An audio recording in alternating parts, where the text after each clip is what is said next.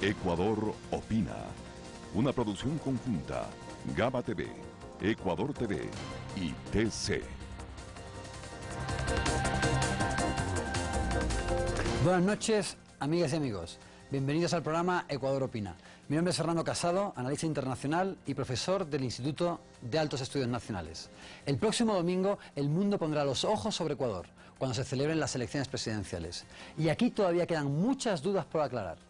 Por ejemplo, está siendo muy difícil que Guillermo Lasso responda sobre la investigación de Página 12. Y ahora también se revela, con nuevos documentos, ciertas transferencias hacia Andrés Páez que podrían constituir delitos. Eso no puede quedar en duda. Ningún país aceptaría que sus posibles mandatarios tengan sospechas. En Colombia, en México, en Argentina, hay experiencia suficiente. Incluso un mandatario europeo, en pleno ejercicio del cargo, renunció cuando se descubrieron sus cuentas ocultas en paraísos fiscales. Pero debemos de seguir profundizando en las promesas electorales de los candidatos e indagar qué tienen de cierto y qué de publicidad engañosa sus programas electorales. Un tema que está en el centro de la controversia, por ejemplo, es la propuesta electoral de Lasso de hablar de zonas francas en materia de salud, para eximir de impuestos a inversores privados, que a cambio ofrecerían el 25% de su capacidad instalada para atender a los más pobres del Ecuador. Sabemos que en la sanidad privada, antes que pacientes, lo que se ve son clientes. ¿Se encargarán esas clínicas privadas de enfermedades costosas y crónicas de los ecuatorianos y ecuatorianas más humildes, como el cáncer, sabiendo que no van a recibir ni un centavo por ello? La salud no solamente es un derecho fundamental, que debe de ser gratuito, sino que también es universal y se le debe de dar a todos y todas los ecuatorianos. Veamos ahora un video sobre los paraísos fiscales y las acusaciones que pesan sobre Guillermo Lasso. Es una investigación realizada por Cintia García para el periódico Página 12 de Argentina, de gran influencia en ese país y en la región. En el trabajo periodístico se describe cómo el ahora candidato presidencial por la alianza Creo Suma, Guillermo Lasso, está asociado, según la publicación, a 49 empresas en paraísos fiscales, creadas en Panamá, Caimán y Delaware, y que sumarían un patrimonio por los 31 millones de dólares, fruto, acota el trabajo periodístico, de la especulación de los bonos emitidos tras el feriado bancario. La publicación de Página 12 dice que Guillermo Lasso habría constituido las empresas offshore meses antes de su primera participación política en las elecciones del año 2012, poniéndolas a nombre de familiares y allegados suyos, incurriendo así en un testaferrismo empresarial, acota la investigación. Pero ¿cómo se da este entramado de salida de capitales a paraísos fiscales? El artículo en mención destaca que a marzo de 2011 el Banco de Guayaquil estaba integrado por la corporación Multi BGSA, que a su vez tenía como principal accionista a Andean Investment Ltd, constituida en Islas Caimán. De acuerdo a la investigación de la periodista Cintia García, otro accionista del Banco de Guayaquil fue la compañía Inverlat S.A. de Panamá, que en papeles pertenece a dos ejecutivos de la entidad bancaria, Ángelo Caputi y Julio Macliff. Antes de la participación de Guillermo Lasso en las elecciones del 2012, un año antes liquida la empresa Andean Investment de Islas Caimán y transfiere la operación resultante de esa liquidación a por lo menos 6 fideicomisos, colocados a nombre de su hermana e hijos. Después de 2 meses de la liquidación de Andean Investment, hace nuevamente una transferencia de esas acciones de esos fideicomisos a empresas offshore en Delaware, creando a la vez varias empresas.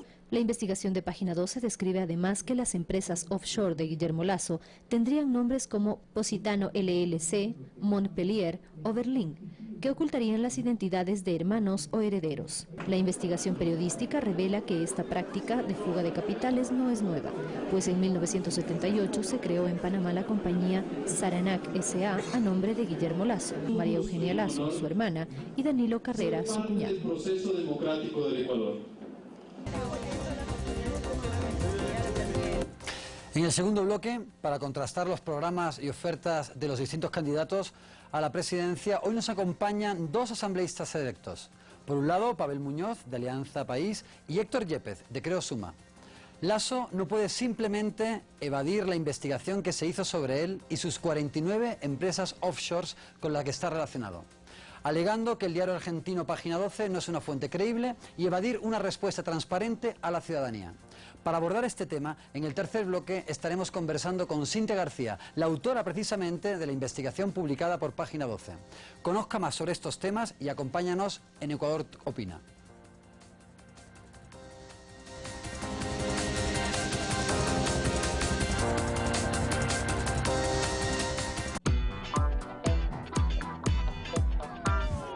Este domingo 2 de abril, el futuro del país está en sus manos.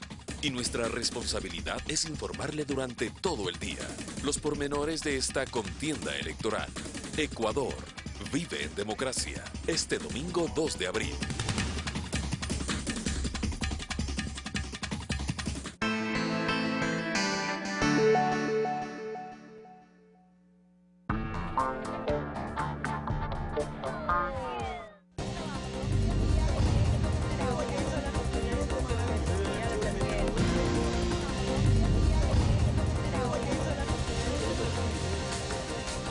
Bienvenidos a este segundo bloque de Ecuador Opina, una coproducción de TC Mi Canal, Ecuador TV y Gama. Para este segundo bloque nos invitan dos asambleístas electos. A mi derecha podemos ver a Pavel Muñoz, sociólogo y elegido por Alianza País, y a mi izquierda nos acompaña el abogado Héctor Yepes por la coalición Creo Suma. Antes de iniciar un diálogo entre ambos asambleístas, veamos un video sobre las distintas propuestas de gobierno que se están desarrollando durante la campaña. El plan de gobierno del candidato Guillermo Lasso propone un eje económico que se basa en la tesis de que los problemas de este sector en el Ecuador no se deben a factores externos, sino al que llama modelo de desarrollo del gasto público, inversión estatal y la deuda pública. El economista Pablo Dávalos opina. El Ecuador efectivamente recibió un choque externo a fines del año 2014 cuando bajaron los precios del petróleo y se agotó lo que se llama el ciclo de los commodities.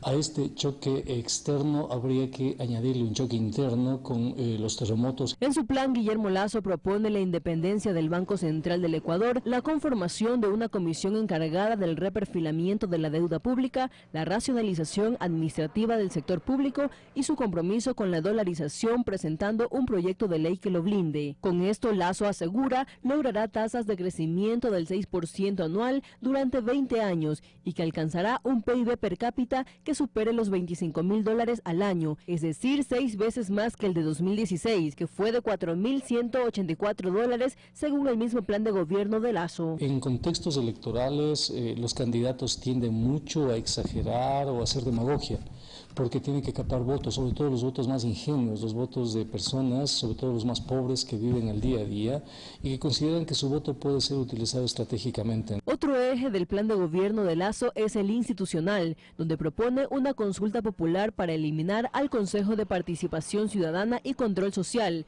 y cesar a las autoridades de control seleccionadas por concursos de oposición y méritos, lo que para el vicepresidente de la entidad, Edwin Jarrín, sería un retroceso en los derechos ciudadanos alcanzados. La Constitución nos dice, la participación de la ciudadanía en todos los asuntos de interés público es un derecho. Y cuando hablamos de estructura del Estado, nos dice que existe la función de transparencia y control social, señor Lasso. En esto abre diciendo que el pueblo es el mandante y primer fiscalizador del poder público en ejercicio de su derecho a la participación. Es decir, una propuesta de que en 30 días lo va a desaparecer es a menos que esta Constitución, que fue aprobada por el 80% de los ciudadanos, la deseche. Pues dice que las autoridades que designa el quinto poder son fiscal, contralor, defensor público, defensor del pueblo, miembros del CNE, del Consejo de la Judicatura, del Tribunal Contencioso Electoral, superintendentes y procurador. Antes eran designadas en el viejo Congreso Nacional en función de repartos entre partidos políticos. ¿Y en qué terminaba eso? En decir, a ver, un partido político que eran los banqueros los dueños, peleaban por llevarse la superintendencia de bancos. En el que eran las cámaras los dueños, peleaban por llevarse la superintendencia de compañías. En la Constitución anterior era el Congreso el que designaba las autoridades de control sin la intervención ciudadana.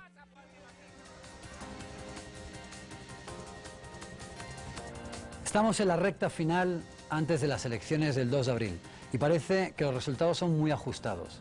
Preguntemos entonces a nuestros invitados sobre si se van a aceptar los resultados, fueran cuales fueren. Héctor.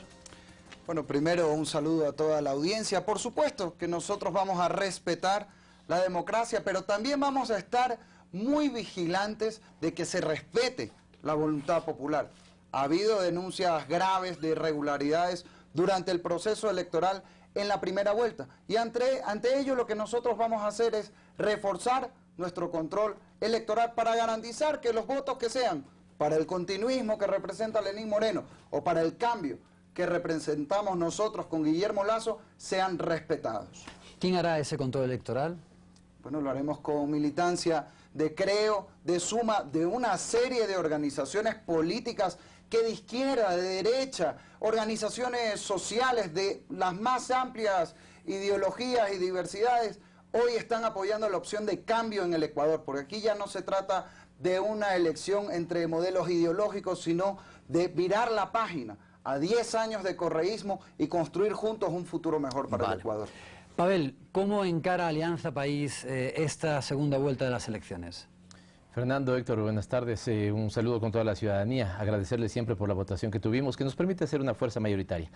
Con absoluta responsabilidad, Fernando, porque lo que está en juego, evidentemente, ¿no es cierto?, es algo que quieren llamar continuismo, ¿no es cierto?, ya, que en realidad es la profundización de un proceso de desarrollo que ha tenido prioridades claras, y una de esas es la Constitución. Y cuando hablo de la Constitución, está hablando de los derechos que se consagran ahí, como la salud, como la educación universal y gratuita, como el bienestar social de los ecuatorianos, como un proceso de desarrollo que sea incluyente. O lo que también llaman cambio, que en ningún caso supone un cambio, que supone el regreso al más rampante neoliberalismo que tuvimos en los años 80, que tuvimos en los años 90, porque a la ciudadanía que le quede claro, obviamente que tuvimos un proceso neoliberal en el país, expresado en leyes tan nefastas como la de instituciones del sistema financiero, como la ley de modernización del año 93, como la ley de creación de este órgano, ¿no es cierto?, del Fondo de Solidaridad en el año 95, que tenían todos la agenda neoliberal, la de privatizaciones, la de achicar el tamaño del Estado, la de no permitir que el Estado tenga sus facultades, y en ese sentido, entonces, si lo que están son dos modelos en juego, evidentemente que nosotros hemos asumido con esa responsabilidad de permitirle al país que pueda seguir construyendo un futuro aún de mayor prosperidad. Me gustaría ahora mostrar un video de lo que fueron las declaraciones del candidato a vicepresidente Andrés Páez, un poco después de lo que fue la situación que se produjo en los alrededores del CNE, en el no reconocimiento de lo que estaba haciendo el desarrollo del conteo, aunque finalmente fuimos a una segunda vuelta y ahora estamos en la campaña de la segunda vuelta. Veamos entonces el video en donde hace unas declaraciones Andrés Páez. Bueno, una experiencia cómica es que nos pusieron un supresor de señal de celular que comenzó a funcionar y la gente comenzó a perder señal, y eso era gravísimo porque la gente estaba mandando videos, mensajes, chateando, invitando a la gente que venga. Y un rato comenzamos a notar que todo el mundo no podía utilizar su teléfono.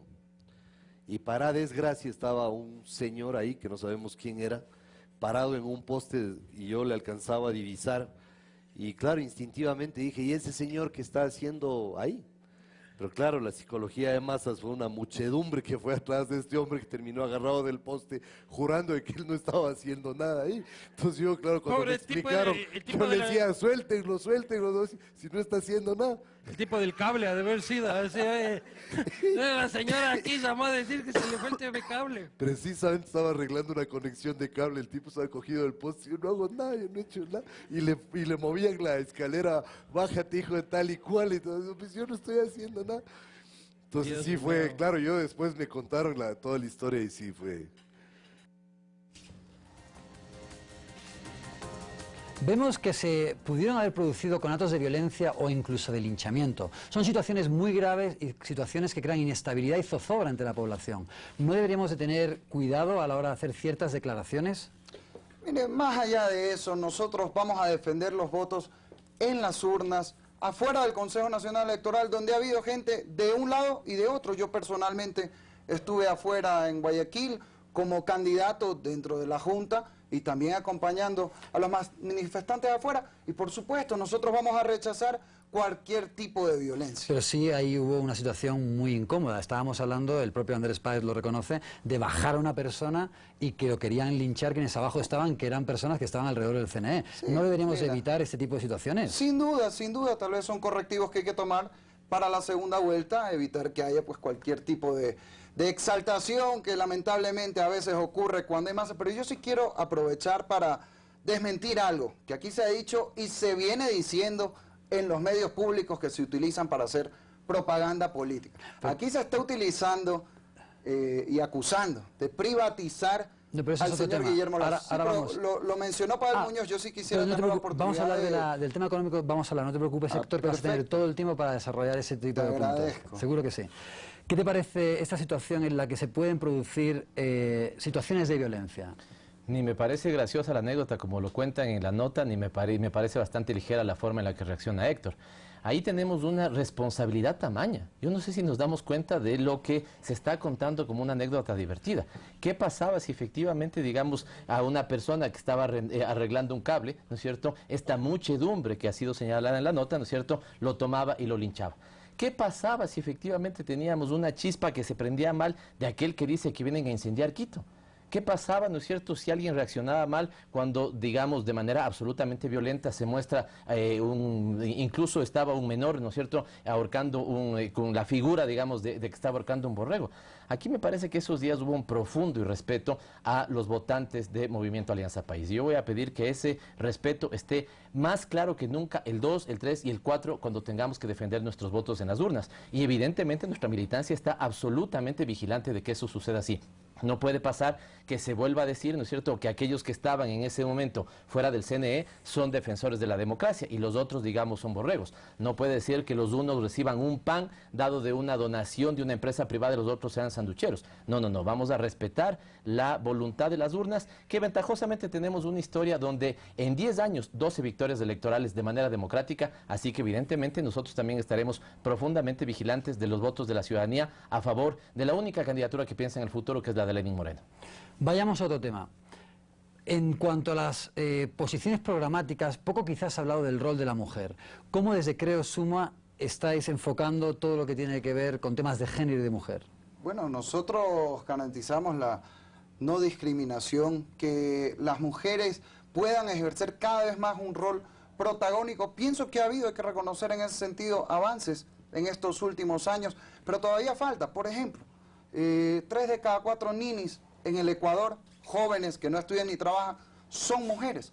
Es un tema que tenemos que abordar a través de nuestras propuestas para mejorar el emprendimiento, el acceso a la educación con libertad para estudiar lo que uno quiera, creando empleo con nuevas oportunidades en una economía que priorice no el gasto del Estado, sino el desarrollo de cada individuo, de cada ciudadano. Y por supuesto también rescatar el rol de la primera dama, que es un rol simbólico, pero que tiene mucho peso para los ecuatorianos y que tendrá un protagonismo en el próximo gobierno del cambio con María de Lourdes, la esposa de Guillermo Lazo. ¿Están de acuerdo con la paridad entre hombres y mujeres? Por supuesto. ¿Por qué entonces solamente 1 de cada 5 asambleístas es mujer en Creo? Bueno, eso responde a la votación, pues, pero la paridad es algo que se aplica sobre la elección de los candidatos, que se hace de acuerdo a la ley, existe paridad. Ahora, más allá de eso, pues si votan por uno o por otro, eso ya tendría que preguntárselo a los electores. Dependerá de cómo van a organizar las listas, ¿no? Cómo se presentan. Bueno, eso es lo que ha votado el pueblo ecuatoriano. En el caso de Alianza País, nos interesa también saber cuál es el rol de la mujer, porque curiosamente en el caso de Alianza País es el 48%, es decir, de cada 2 asambleístas, 1 es mujer y 1 es hombre. ¿Cómo se enfoca el rol de la mujer y la paridad? Nosotros vamos a efectivamente tener una bancada donde el 48% de esta bancada son mujeres, ¿no es cierto? Mujeres brillantes, inteligentes, con profunda vocación de seguir trabajando por el Ecuador. Vamos a seguir una senda que ya la caminamos, digamos, en estos años hemos tenido en la presidencia de la Asamblea Nacional 3 mujeres, llegamos a tener en un momento casi paridad perfecta también en el gabinete de gobierno, pero me parece que no estamos simplemente para hablar de la no discriminación. Este es un momento para que colectivos, ¿no es cierto?, y grupos sociales como las mujeres, los jóvenes, las organizaciones sociales y los trabajadores podamos tener una agenda aún más propositiva. En el caso de las mujeres creo que hay que avanzar de manera profundamente decidida, creo que hay que corregir incluso algunos elementos que no se han podido hacer en estos 10 años. ¿El tema de violencia de género cómo lo enfocan ustedes? Totalmente, nosotros digamos será tal vez de las leyes primeras que presentemos una ley que combata y erradique todas las formas de violencia contra las mujeres. Creo que hay que recuperar alguna agenda en que, insisto, se quedó pendiente, digamos los temas de igualdad, no solamente por eso digo es un tema de no discriminación, es tener políticas públicas propositivas y activas para que generemos mayor igualdad en la sociedad ecuatoriana y ese es un mandato que lo tenemos muy claro. Así que si es que hay deudas pendientes en el caso de jóvenes, mujeres, organizaciones sociales, trabajadores, evidentemente que tendremos la convicción para profundizar todo lo que hay que profundizar en estos, digamos, grupos poblacionales tan importantes en la vida nacional. Otro tema que nos interesa es el resultado del referéndum por el cual funcionarios elegidos y políticos no pueden tener más dinero en paraísos fiscales. Héctor, ¿usted qué votó en esa consulta popular? Yo voté que no. Cuéntenos por qué. No, porque yo no pienso que es un problema esencial hoy de la democracia ecuatoriana el hecho de que una persona tenga o no activos en lugares que se determinan mediante una lista a veces un poquito alegre y muy fácil de modificar. Para mí lo más importante Usted no tiene es de dinero en dónde... paraísos, ¿verdad? No, por supuesto que no, es algo que en lo personal Porque no me dicen afecta que... en lo más mínimo, pero imagínese, o sea, mañana, déjeme ponerle este ejemplo, o sea, Suiza, que para algunos es un paraíso fiscal, el señor Lenín Moreno vivió en Suiza, entonces porque mañana él hubiera tenido dinero ahí, entonces resulta que eso está mal. El problema está de dónde viene la plata, eso es lo que tenemos que fortalecer, la lucha contra la corrupción, la fiscalización, y espero que en eso podamos coincidir todos en la próxima asamblea, fiscalizando y que no termine la plata en los techos de los funcionarios de la Casa del Gobierno de Petroecuador, que es lo que hemos visto en estos últimos tiempos. Se habla que hay una evasión fiscal en dinero en paraísos fiscales que podría ser el mismo monto que se necesitaba para la reconstrucción de Manabí.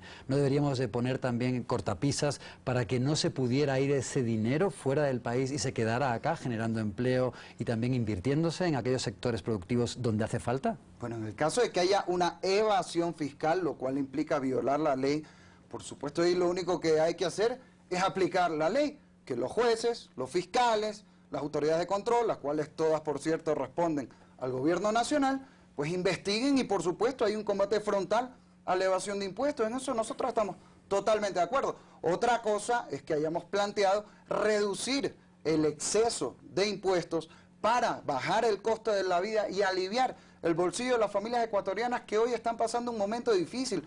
Yo vengo recorriendo desde Guayaquil, Salitre, Chandía, Guaranda, Santo Domingo, en Tulcán, todos nos dicen lo mismo. Las cosas están carísimas, la plata no alcanza, no hay trabajo. En el único lugar donde he visto un apoyo masivo a Alianza País es en Ipiales, que fuimos hasta allá. Ahí sí todos lo adoran a Rafael Correa y a Lenín Moreno, porque van los ecuatorianos a comprar a causa ¿En Manabí de la no hubo un diferencia. apoyo masivo a Alianza País? Ha habido, por supuesto. Pavel, ¿qué votaste ese día en el referéndum? Como el 55% de los ecuatorianos, es decir, como la mayoría de los ecuatorianos. Porque, Héctor, sí importa también dónde van, sobre todo cuando uno quiere ser autoridad electa y cuando uno quiere ser, digamos, un funcionario público de alta jerarquía. Porque si no, lo que tenemos es un discurso absolutamente hipócrita. No puede decir que en época de campaña yo diga que necesitamos más inversión en el Ecuador y mis propios recursos generados con el trabajo de los ecuatorianos los tengo afuera. Se llaman paraísos fiscales, Héctor, porque justamente permiten, ¿no es cierto?, que las posibilidades de tributación, ¿no es cierto?, se vadan. Desde esa perspectiva, nosotros hemos sido absolutamente claros que en nuestro bloque no vamos a tener ninguna de esas prácticas, además porque esto ya es una exigencia y un mandato de la población ecuatoriana. Insisto, lo complicado de esto es que yo me presente como candidato, ¿no es cierto?, diga que hay que fomentar el trabajo de los ecuatorianos, diga que hay que generar mayor inversión en el país, pero el trabajo que yo hice utilizando las carreteras de los ecuatorianos, utilizando la energía eléctrica de los ecuatorianos, el agua potable de los ecuatorianos, pero lo más importante, el sudor y el trabajo de ecuatorianas y ecuatorianas, eso lo saque a regímenes de baja imposición, no cumpla mis obligaciones tributarias en el Ecuador y por lo tanto, ¿no es cierto?, esté desde esa perspectiva haciéndole no un daño particular a alguna fuerza política, a los niños que quieren educación, a los adultos mayores que quieren seguridad social, a las madres que buscan salud en los hospitales públicos. Desde esa perspectiva, y lo que dice Héctor, aquí tenemos unos elementos. Así tenía el país antes, ¿no es cierto?, la política donde se cobraban pocos impuestos y se crecía poco, y además aquí teníamos impuestos, ¿no es cierto?, donde, digamos, como el IVA, la mayor carga de impuestos eran en ese sentido, todos terminábamos pagando lo mismo. Acá tenemos impuestos que han crecido en su recaudación, no necesariamente el incremento de impuestos, sino en su recaudación. Es decir, el que evade hoy tiene que pagar. E impuestos donde quien tiene más tiene que contribuir más a las condiciones de desarrollo del Ecuador. Y el crecimiento, curiosamente, es mayor. Por lo tanto, que nos digan la verdad. Si es que esto es cambio, ¿no es cierto?, yo creo que la ciudadanía lo podrá discernir claramente y evidentemente votar nuevamente por la única opción válida para el futuro como es Lenín. Un tema que es muy importante es la propuesta de reforma institucional, que pasa incluso por llevar a cabo una reforma de la actual Constitución, la Constitución de Montecristi del año 2008. Veamos también un video en el que explica su propuesta el candidato Guillermo Lasso. Nosotros convocaremos una consulta popular, amparados en el artículo 104 de la Constitución, tenemos un file de este grueso que comienza precisamente por la convocatoria. Tenemos todo redactado, todo listo para en el primer mes de gobierno llamar esa consulta popular. Y será el pueblo el que decida si está de acuerdo o no. 1, ratificar la reelección indefinida. 2, cesar en sus funciones a los miembros del Consejo de Participación Ciudadana. 3, cesar en sus funciones al procurador, contralor, superintendentes, etc. Si el pueblo está de acuerdo, se van a sus casas. Y someteremos también en esa misma consulta a decisión del pueblo un mecanismo de transición para que las autoridades sean nombradas por la Asamblea Nacional, por aquellos funcionarios electos por votación popular. Ellos decidan quiénes reemplazarán a todos esos funcionarios. Porque no vamos a pecar de ingenuos, ¿no? Ganar la presidencia de la República y gobernar con un contralor correísta, un fiscal pariente del correísmo, que han actuado como ciegos, sordos y mudos en estos últimos 10 años. Héctor, la propuesta es llevar a cabo un referéndum para que la ciudadanía elija si quiere o no continuar con el contralor, con el fiscal, con la propia reforma que se hizo para que existiera la posibilidad de una reelección indefinida, pero al final Lasso explica que lo que se haría después es, una vez que si la ciudadanía se decanta a favor de eliminar a estos individuos, que se lleve a cabo una elección en la Asamblea Nacional. Sin embargo, la Asamblea Nacional hoy en día está copada, o la mayoría de sus miembros, 74 del total, son de Alianza País. ¿No sería entonces una garantía de que iba a haber una elección de personas afines a Alianza País si se deja en manos de la Asamblea la elección de estos cargos? Bueno, vamos a ver, y aquí se trata de hablar de instituciones y de un sistema democrático más allá de la coyuntura de quién gana, quién pierde en una elección determinada. Nosotros no podemos permitir, y esto es un clamor ya de la ciudadanía, que sistemáticamente las autoridades de control resulta que todos o gran mayoría son cercanas al régimen. Ahí está el próximo fiscal, va a haber sido asesor del presidente. O sea, parece que aquí para ser fiscal del Ecuador hay que ser pariente o asesor o haber trabajado con el presidente de la República. Tiene que haber independencia de las funciones, porque lo que hemos visto estos 10 años actualmente es un perro que se persigue su propia cola. Pero actualmente es un concurso de oposición, es el Consejo de Participación Ciudadana. Pero si lo dejamos en manos de la Asamblea, ¿no habrá una garantía de la afinidad Alianza País? Esa garantía existe ahora. Porque lo que hemos visto, discúlpame, más allá... Entonces sería un referéndum para no cambiar nada. No, mira, más allá de la coyuntura del momento, lo que nosotros no podemos permitir es que se perpetúe un sistema donde sistemáticamente los amigos del correísmo son electos autoridades de control. Nos parece más apropiado que haya un contrapeso entre el presidente de la Asamblea Nacional. Si en una coyuntura determinada eso significa que a lo mejor Alianza País va a poder incidir, entonces ¿cuál es el problema? Hagamos la consulta popular y veamos qué pasa. Entonces eso llevaría a una reforma de la Constitución, per se. No claro, solamente que se puede hacer vía consulta popular. ¿Qué valoración tienes actualmente de los cargos que se eligen mediante el Consejo de Participación Ciudadana y Control Social? ¿Hay realmente una mano que lleva a cabo a que sea Alianza País quien ejerce, como se ha explicado por Guillermo Lasso, una especie de cargos meramente correístas? Primero me parece que la intervención que hace el candidato Lasso en el video justamente demuestra que no están donde están las necesidades concretas de la gente. No sé si le pasó a Héctor en la época de campaña, pero déjeme decirle las 3 o 2, 4 cosas que salieron en Quito particularmente.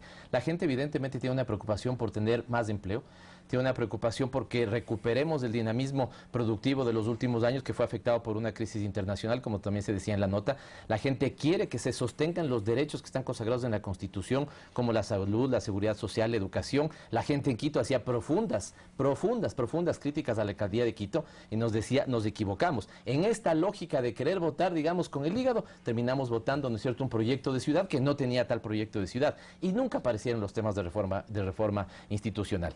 De todas maneras, respecto a lo que señalas, Fernando, me parece que aquí los ecuatorianos no estamos para refundar el país cada 10 años. No creo que sea el espíritu de los ecuatorianos. Creo que hay que distinguir entre el concepto y el funcionamiento.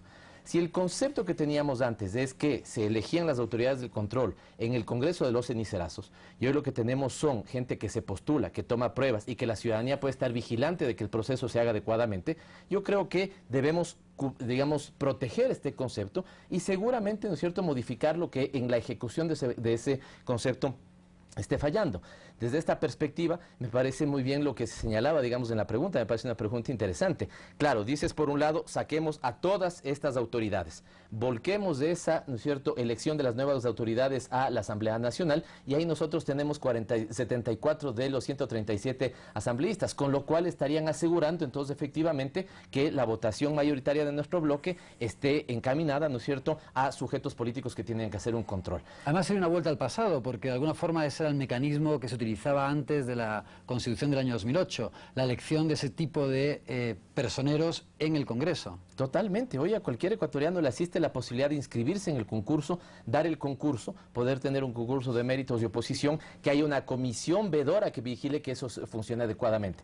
Si se quiere volver, ¿no es cierto?, a la lógica donde solamente las ternas se presentaban al Congreso de esa época, insisto, el Congreso del cenicerazo, de los insultos, lo que fuera, y ahí, ¿no es cierto?, en el marco de los pactos políticos, elegir las autoridades de control, yo creo que es un retroceso que la sociedad no lo quiere. Vayamos ahora sí a la parte económica, Héctor, que es la parte que antes quería señalar y que ahora vas a tener la cancha para poder hacerlo. Se ha hablado muchísimo de la oferta estrella de Guillermo Lasso, que sería la creación de 1 millón de empleos en 4 años. Sin embargo, me sorprende que estudiando los programas notariados por cada uno de los candidatos, esa propuesta no aparece en el programa notariado. ¿Por qué será? Bueno, se habla de la creación de empleo en general y hay medidas muy concretas dentro del programa, fortalecimiento al emprendimiento. Nosotros vamos a presentar una ley del primer emprendimiento para poder crear una empresa en un día, para facilitar y reducir la tramitología. Vamos a apoyar y presentar una ley del primer empleo. ¿Crear una empresa en un día? No existe. No existe, te cuento, no. Es muy complicado en el Ecuador y aparece así en los índices internacionales, crear un nuevo negocio o un nuevo emprendimiento. Vamos a impulsar un fondo de emprendimiento, que veo que ahora Lenín Moreno también habla del tema, qué bueno que coincidamos. Vamos a dar oportunidades laborales de primer empleo a nuestros jóvenes sin experiencia con incentivos tributarios. Vamos a apoyar a los agricultores, el agro es la principal fuente de trabajo en el Ecuador.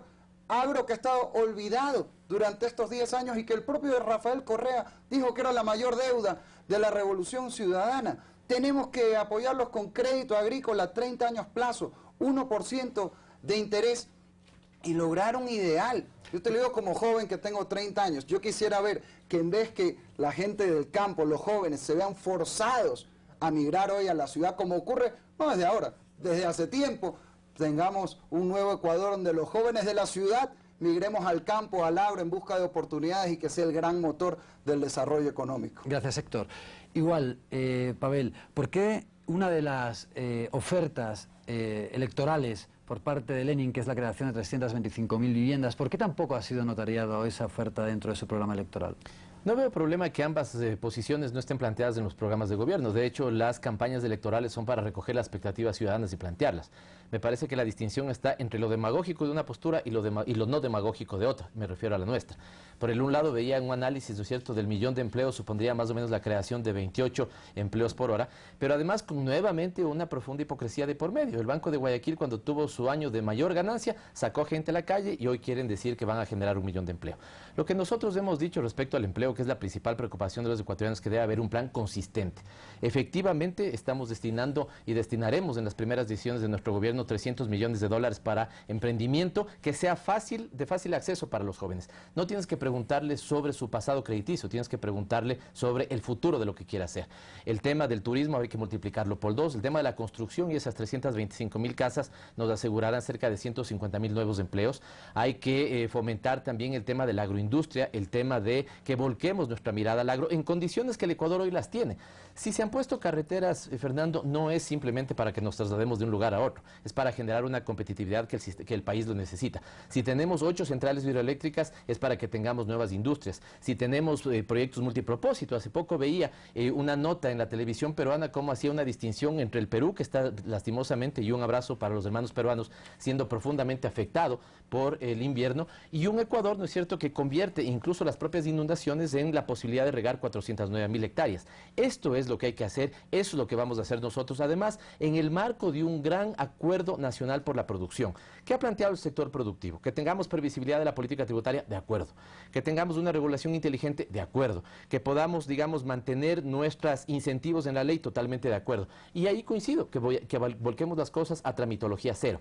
Pero ojo, cuidado y vamos al bobo proteccionismo. Por lo tanto, hay que pedirle algo al sector productivo. Metas de generación de empleo, metas de reinversión, metas de innovación y apertura de nuevos mercados. ¿Estamos de acuerdo en que nosotros podamos poner desde el Estado eso? Sí. ¿Ellos eso? Ok, vamos entonces a ese gran acuerdo productivo y en conjunto generemos las plazas de empleo que el Ecuador necesita. Bueno, muchísimas gracias. Quiero agradecer a Héctor Yepes por acompañarnos y también a Pavel Muñoz por haber estado hoy con nosotros. Desgraciadamente el tiempo en televisión vuela. Habría sido muy interesante continuar con este fructífero diálogo que me parece que es importante también para el país, de confrontar distintas ideas, de plantear distintos programas que son fundamentales para que el próximo 2 de abril la ciudadanía de manera consciente haga su opción por una u otra de los dos candidatos que se presentarán a esas elecciones por la presidencia del Ecuador. Muchísimas gracias y a continuación continuaremos en Ecuador Opina en el tercer bloque.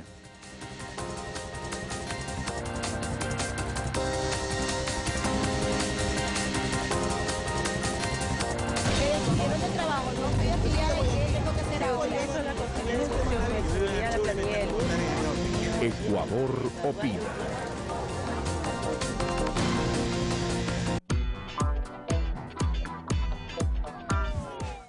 Tras la caída ante Paraguay, Ecuador va en busca de una nueva victoria ante Colombia en el Estadio Olímpico Atahualpa.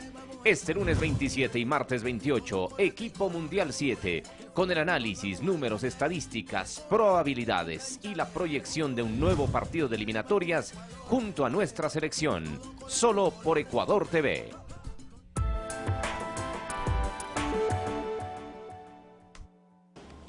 Las elecciones están cerca y el destino del país está en sus manos. Por eso dialogaremos con el candidato a la vicepresidencia por Alianza País, Jorge Glass Espinel, para conocer más de sus propuestas de campaña y los proyectos que plantea para el país en De Cara al Futuro. Este martes, 22 horas.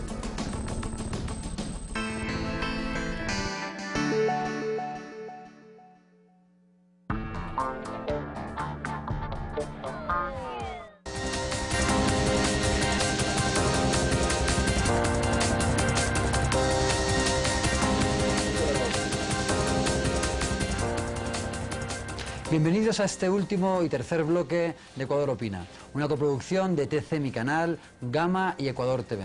Para este último segmento tenemos con nosotros a Cintia García. Ella ha llevado a cabo la investigación en torno a cuáles son las empresas offshore y los paraísos fiscales que tendría Guillermo Lasso. A continuación presentamos a Cintia García. Muchísimas gracias por estar con nosotros. Bienvenida. Gracias, Fernando. Un placer y gracias por la oportunidad. Página 12 es kirchnerista. Página 12 es un medio de comunicación, un periódico que tiene más de 30 años, que tiene una línea editorial claramente que refleja la expresión del campo nacional y popular. La pregunta es, ¿qué es ser kirchnerista? ¿No? O sea, si tú me haces una pregunta sobre si yo soy kirchnerista, yo te diría que sí, porque voté a los dos periodos presidenciales de Néstor Kirchner y Cristina Fernández de Kirchner. Ahora, si tú me preguntas si eso afecta mi honestidad intelectual y mi profesionalismo, pero claramente no. No hay una contradicción en la pertenencia política que todos tenemos y el ejercicio profesional. Quienes lo ocultan son aquellos que plantean la dicotomía. Muy bien, bueno, vamos a ver entonces un video de una entrevista en Hora 25 que dio Guillermo Lasso, en el que de alguna forma descalifica gravemente lo que ha sido la investigación que publicaste en Página 12. Hay una denuncia de Página 12 de Argentina. Con oportunidad de esa publicación y las supuestas operaciones financieras que habría desarrollado usted, el presidente de la República incluso llegó a pedirle a usted la renuncia de la candidatura. Vea, Andrés, ¿quién es aquella Página Argentina? Una kirchnerista que aparece con una imagen de la Virgen María y le cambia la cara y pone la de Cristina Kirchner. ¿Usted puede creer en esa fuente, Andrés? Ni siquiera la podemos referir en esta entrevista, Andrés. Mi patrimonio es público, lo he dicho siempre. Las acciones de mi familia están en un fideicomiso en Ecuador. Usted puede ir a una notaría en Guayaquil y leer toda la escritura como la ha leído ya Correa. ¿Qué te pareció? Que es una descalificación ad hominem. Lasso tiene que responder por la investigación, no descalificar al mensajero. De todas maneras, estoy acostumbrada a este tipo de descalificaciones porque me parece que tienen que ver con las respuestas que da la derecha política, los medios de comunicación afines a esa derecha, donde descalifican al mensajero, descalifican al medio, descalifican al periodista y no responden sobre la investigación. No importa quién soy yo, señor Lasso, no importa cuán buena o mala periodista usted cree que yo soy. Lo que importa es la información. Mira, en este momento, si me permites... Pero Cintia, ¿le has pedido para que aclare todos esos asuntos una entrevista a Lasso? No, sí, por ¿Y cuáles supuesto. han sido los resultados hasta ahora? Ha sido una respuesta de cortesía de Aracelis, su secretaria comunicacional o la persona del contacto. Me ha respondido que estaban a contrarreloj, que lo iba a intentar. Yo le dije, le repetí, le requerí que era muy importante que tuviéramos acceso a esa entrevista. Yo quisiera sentarme frente a Guillermo Lasso, preguntarle por las empresas que están activas y las que están inactivas en patrimonios de su patrimonio en paraísos fiscales como Panamá, Delaware o Islas Caimán. Lasso tiene una costumbre, él, su familia, sus allegados, tienen una costumbre offshore desde el año 1978. Sus fideicomisos, que es cierto que están en el Ecuador, Lasso dice mi patrimonio es público y está en el Ecuador. Está en el Ecuador, no es público, porque las 49 empresas offshore a las que nosotros tuvimos acceso con documentación que sí es pública, pero que no ha sido publicada, esa información, por acceso al derecho a la información, sin importar quién sea yo como periodista o el medio que me respalda, los medios que me respaldan, que es como decir, yo soy honesta, entonces me voy a poner la camiseta de honestidad. No, acá hay información. Lasso tiene que responder sobre la información, tiene que responder sobre la documentación. Cintia, ¿cuán fiable podemos considerar que sea? 100%. Es un 100% fiable. Es documentación pública de las superintendencias de bancos, de la superintendencia de corporaciones, de Deloitte, una calificadora intachable que el propio Lasso toma como la calificadora de riesgo del Banco Banisi, que es un banco offshore en Panamá. Ahora, yo quiero hacer eje en algo, Fernando, porque si no nos mezclamos, acá estamos hablando de delitos muy complejos, estamos hablando de delitos económicos, evasión impositiva o posible delito de peculado bancario. Pero yo quisiera entrar en el núcleo de esta investigación. El núcleo de esta investigación tiene que ver con esta narrativa. Yo lo decía anoche en Crónica de América. Uno tiene por colonización cultural la idea de que un banco es asaltado, ¿no? De que entran ladrones a un banco, esto es un asalto, todos al piso y asaltan el banco. Pues acá el banco es el pueblo. Y el banco asaltado es el pueblo. Y quien lo asalta es ni más ni menos que el candidato de la derecha, Guillermo Lasso. El pueblo ecuatoriano, nuestras sociedades latinoamericanas, tenemos la obligación, los periodistas, por el acceso y derecho a la información, de divulgar. Después que cada uno decida lo que va a hacer con sus votos, su perravoz para tus hijos, eso ya corre por otro lado, pero nosotros tenemos la obligación de esa información. Yo vengo de un país... ¿Por qué no se revelaron estos datos con anterioridad? Porque no los tuve antes. Porque no los tuve antes, a diferencia de lo que ocurrió en Panama Papers, donde los periodistas de una Varios élite... meses tuvieron... Claro, de una élite investigativa, ese consorcio internacional que es como una élite de periodismo de investigación, que en realidad, por lo menos en lo que respecta al capítulo argentino, los periodistas invitados y pertenecientes a ese consorcio de élite eran parte, trabajaban para empresas que figuraban en Panama Papers y no publicaron esa información aún teniéndola. Nosotros venimos poniendo la lupa. Yo además soy profesora titular de la Cátedra de Periodismo de Investigación en la Universidad Nacional de La Plata. Venimos poniendo la lupa en Panama Papers desde que se publicó. Soy parte del consorcio de la red de cátedras de periodismo de investigación de facultades nacionales, que estamos haciendo el mapa de poder local, provincial, regional, a distintas escalas. De allí yo llamo a la reflexión a los periodistas aquí en Ecuador. Llamo a la reflexión porque lo que nosotros... no importa quién está divulgando la información. En todo caso, lo que tenemos que hacer es ver si esa información es verídica. Y yo no lo estoy respaldando con mi palabra, lo estoy respaldando con documentación. Y Cintia, ¿cómo se llevó a cabo esta investigación? ¿Cómo obtuviste esa información? Con fuentes financieras. Tú sabes que, y producto de una filtración, tú sabes que las investigaciones de delitos económicos no son posibles sin una filtración de datos. Lo mismo que ocurrió en Panama Papers. No hay posibilidad de acceder al intrincado mundo de consultoras y estudios jurídicos dedicados a ocultar patrimonios. ¿Para qué alguien oculta patrimonio? ¿Para qué alguien tiene una empresa offshore? Claramente no es para insertarla en el mercado productivo del país al que pertenece, sino que la llevan a paraísos fiscales para ocultar información, para evadir impuestos, para generar fuga de capitales. Me parece que forma parte de la corruptela estructural del dispositivo neoliberal, ¿no? Ese es como el eje del paraíso fiscal. Y a eso, a través de una filtración, enorme filtración de datos, que aún no termina. Cintia, hoy dijo... Tuvimos acceso a esa información. Gracias. Hoy dijo el canciller en un tuit que tener un banco en el exterior es un delito. ¿Qué valoración te merece a ti todo lo que tiene que ver con el Banco Bandisi y todo lo que tiene que ver con estas empresas offshore que están en paraísos fiscales, claro, en guaridas? Pero lo que dice el canciller, no vi ese testimonio, pero me imagino que se refiere a la ley ecuatoriana. En Ecuador, tú sabes, desde 2014... Claro, es en la ley ecuatoriana. Exacto, está prohibido, escúchame bien, está prohibido que un banquero, que un banco o que el controlador accionista económico de un banco tenga una subsidiaria en un paraíso fiscal. Ahora, esto no lo digo yo, lo dice la ley ecuatoriana.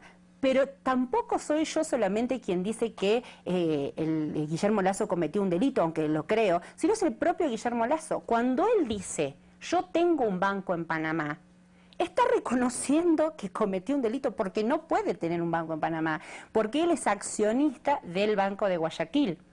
Pero si tú quieres, aquí hay un entramado, nosotros en Argentina le decimos mamushkas, ¿no? Acá son matrioshkas. Un entramado de matrioshkas donde hay una empresa adentro de la otra y todas son Lasso. Entonces tenemos el Banco Bandisi, que es un banco de papel, es un banco offshore, que en Panamá tiene solo 2 cajeros automáticos. Y esto es, si quieres, mira, esta carpeta está llena de documentación, luego te lo dejo. Tenemos el documento de la Superintendencia de Bancos, donde figura que en todo Panamá hay solo 2 cajeros del Banco Bandisi como uno de los indicios. El Banco Bandisi es un banco en Panamá. Cuando suponemos nosotros, nuestra hipótesis de investigación es que por la prohibición de la ley de tener una subsidiaria en un paraíso fiscal, Bandisi Panamá vende sus acciones a Bandisi Holding, que es una empresa intermediaria. Esa empresa intermediaria la controla con Lasso, su mujer, su esposa, perdón, Lasso, su esposa y su hijo. ¿Quiénes ponen las autoridades de Bandisi Holding? Pietro Overseas. ¿Quién es Pietro Overseas? Guillermo Lasso.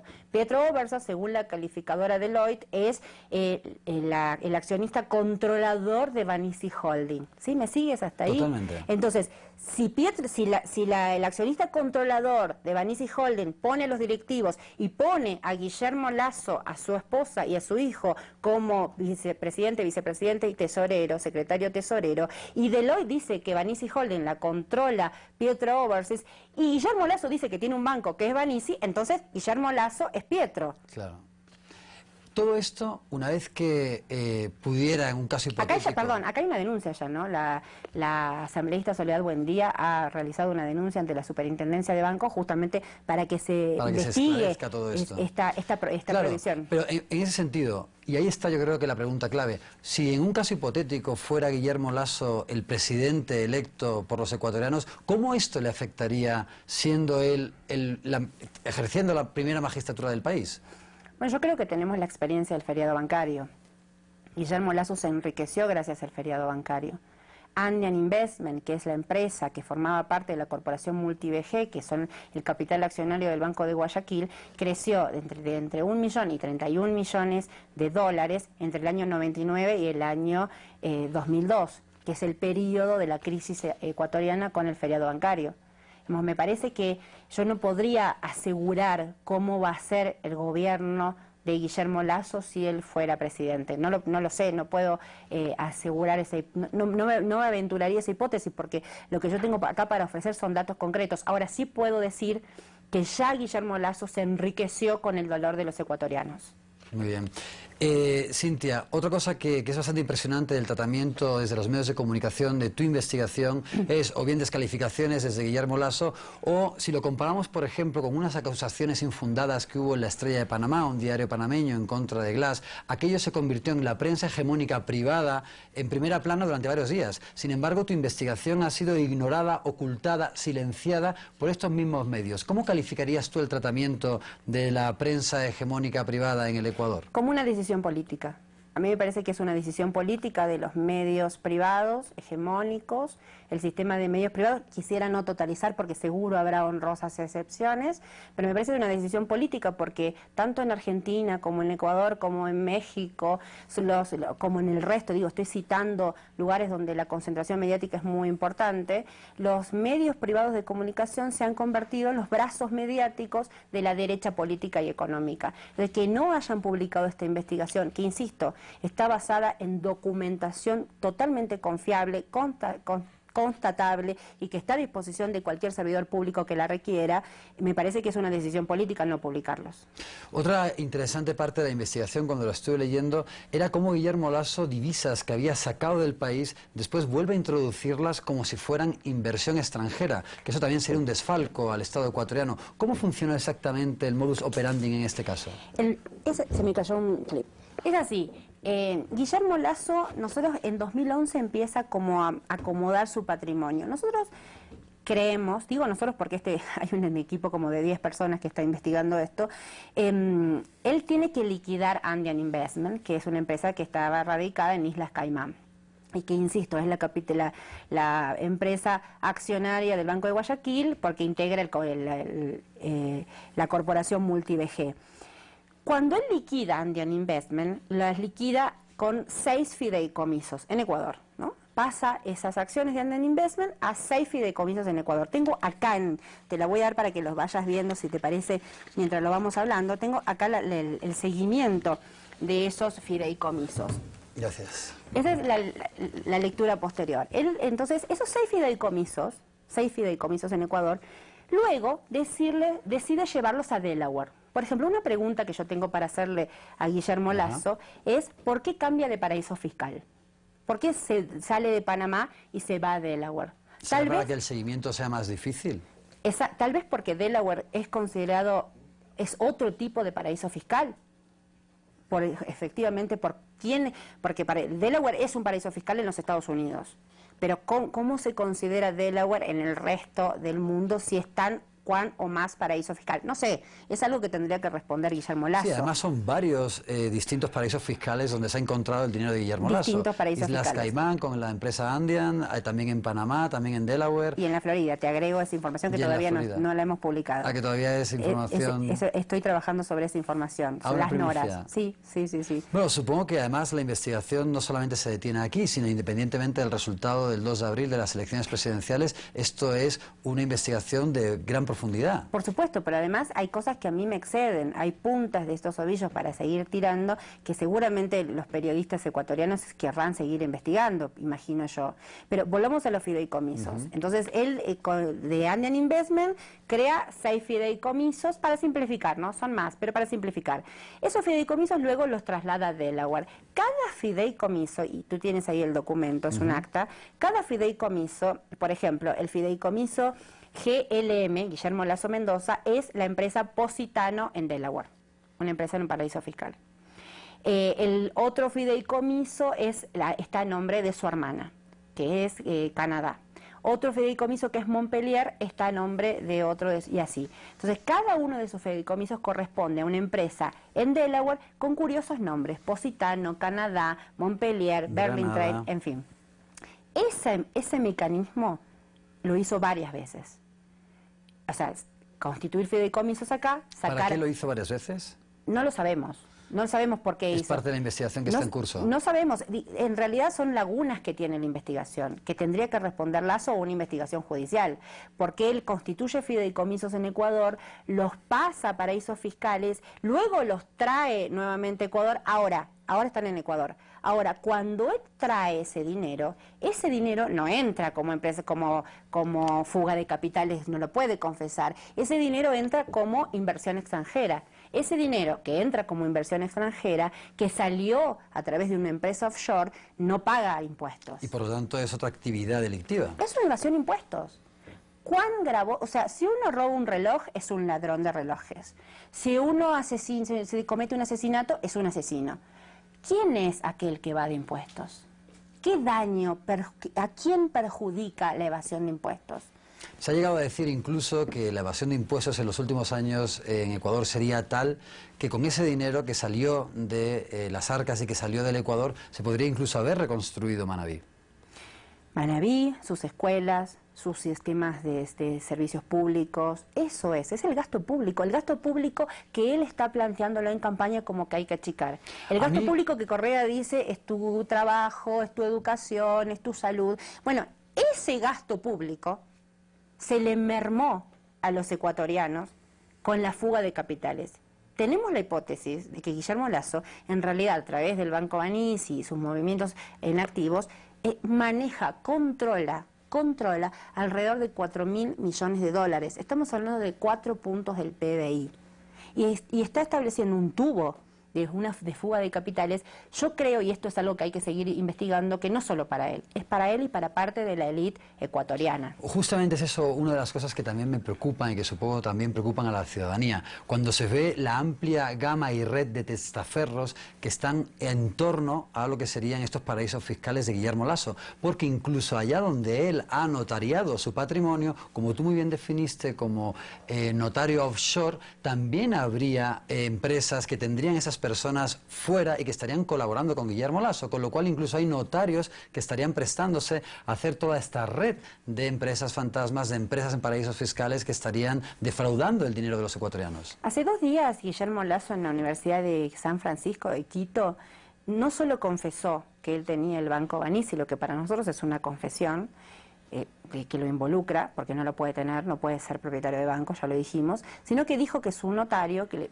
habló una profesora, le preguntó sobre cómo iba a protegerse él de sus patrimonios y el tema de los fideicomisos. Entonces él dice que que constituyó un fideicomiso ciego, lo cual no es cierto, porque él sigue participando de las decisiones del Banco de Guayaquil. Para ser fideicomiso ciego, tú tienes que correrte de las decisiones y no participar en ninguna de ellas. Bueno, pero en fin, él ahí nombra, mi notario, dice él, es Roger Arosemena Benítez, que es quien nosotros decimos que es un notario offshore, porque Roger Arosemena Benítez, que notariza todos los movimientos patrimoniales de Guillermo Lasso, es socio además en 2 empresas offshore en Panamá.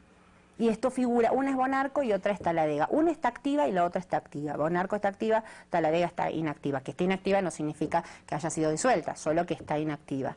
Y allí está Roger Arosemena Benítez, con lo cual es un entramado, insisto, muy complejo, que los amigos y amigas que nos están escuchando tal vez no dimensionan demasiado. A nosotros mismos nos costó mucho tiempo dimensionarlo, pero en fin y al cabo se trata de quién va a representarnos, ¿no? Quién va a garantizarnos que aquello que tenemos logrado, y hablo, me incluyo porque me incluyo desde las clases trabajadoras latinoamericanas, ¿qué proyecto político va a garantizar que continúe lo logrado, ¿no? ¿Y cuál es el cambio que propone un banquero de la derecha con una impronta y una mega red de empresas offshore en paraísos fiscales? Muchísimas gracias, Cintia, se nos acaba el tiempo. Es muy grave lo que está ocurriendo, es muy interesante la investigación, esperemos que sigas profundizando, que sigas trayendo todos estos datos y que también esto nos ayude a elegir cuál va a ser el futuro de Ecuador, porque lo que se juega es el futuro de un país y el futuro de una región.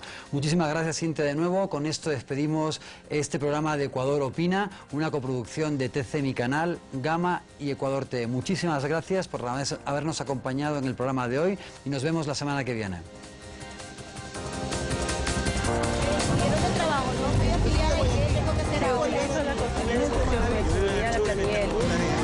Ecuador Opina.